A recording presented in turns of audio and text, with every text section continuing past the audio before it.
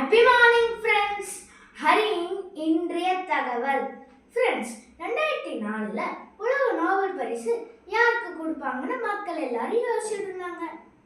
அப்ப ஜட்ஜஸ்லாம் ஒரு பேரை அறிவிச்சாங்க.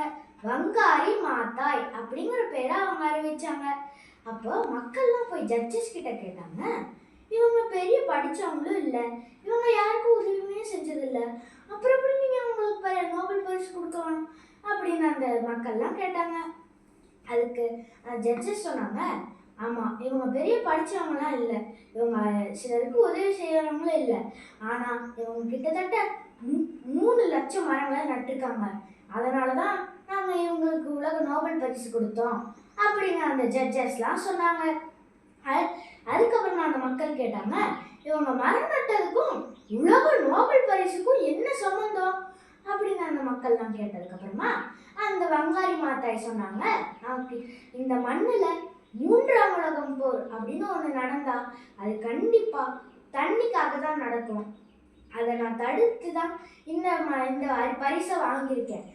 நான் 3ஆம் உலக போரை எப்படி தடுத்தேன்னா, நான் கிட்டத்தட்ட இப்போ தண்ணி நமக்கு கிடைக்கலனா மழை வராது தான் அதுக்கு காரணம். இப்போ மழை வரலினா அதுக்கு மரம் வெட்டுறது தான் காரணம். அதனால மரம் நீங்கள் வெட்டுறதுனால தான் நமக்கு தண்ணி கிடைக்க மாட்டேங்குது. அதனால தான் நான் நிறைய மரத்தை நட்டு இந்த மொத்த உலகத்துலேயுமே 3ஆம் உலக போரை தடுத்திருக்கேன். அதனால தான் எனக்கு நோபல் பரிசு கொடுத்துருக்காங்க அப்படின்னு அந்த வங்காரி மாத்தாய் சொன்னாங்க. அதுக்கு மக்கள் கேட்டாங்க, சரி, நீங்கள் மரம் நட்டதுக்கும் இந்த உலக 3ஆம் போர் நிறுத்ததுக்கும் என்ன சம்மந்தம் அப்படின்னு அவங்க எல்லாம் கேட்டதுக்கப்புறம் வங்காரி மாத்தாய் ஒரு சின்ன கதையை சொன்னாங்க. அது என்னன்னா, ஒரு பெரிய அடர்ந்த காட்டுல ஒரு நிறைய விலங்குகள் இருந்துச்சு. அப்போ ஒரு மரத்துல 2 மரம் உரசி அந்த மொத்த காடுமே தீ பிடிச்சி எரிய ஆரம்பிச்சிருச்சு. அதுக்கப்புறம் அந்த காட்டுக்குள்ள இருந்த எல்லா யானை, புலி, சிங்கம் எல்லாமே வெளியே வந்துருச்சு. ஆனால் ஒரே ஒரு சின்ன சிட்டுக்குருவி மட்டும் தன்னோட வாயால் அந்த தண்ணி எடுத்துகிட்டு வந்து அந்த இதை அணைக்கலான்னு பார்த்துச்சு.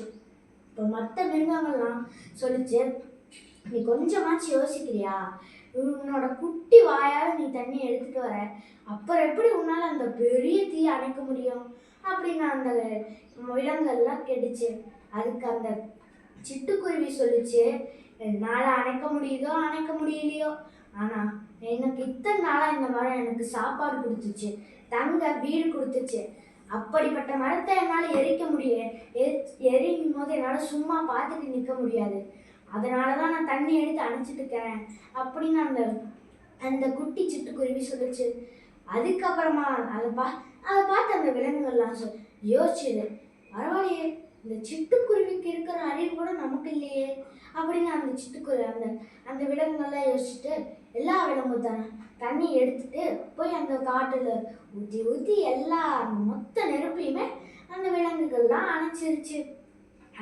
அதுக்கப்புறம் அந்த வங்காரி மாத்தாய் சொன்னாங்க, இப்போ இந்த கதையில நீங்க கேட்டிருப்பீங்கல்ல ஒரு சிட்டுக்குருவி, இந்த சிட்டுக்குருவி மாதிரி நானும் ஒரு நாள் எல்லாத்தையும் கூப்பிட்டு மரம் நட்டு வைப்பேன், இந்த மொத்த உலகத்தையுமே பசுமையான உலகம் மாற்றுவேன் அப்படின்னு அந்த வங்காரி மாத்தாய் சொல்லிட்டு தங்களோட நோபல் பரிசை வாங்கிட்டு அவங்க போயிட்டாங்க.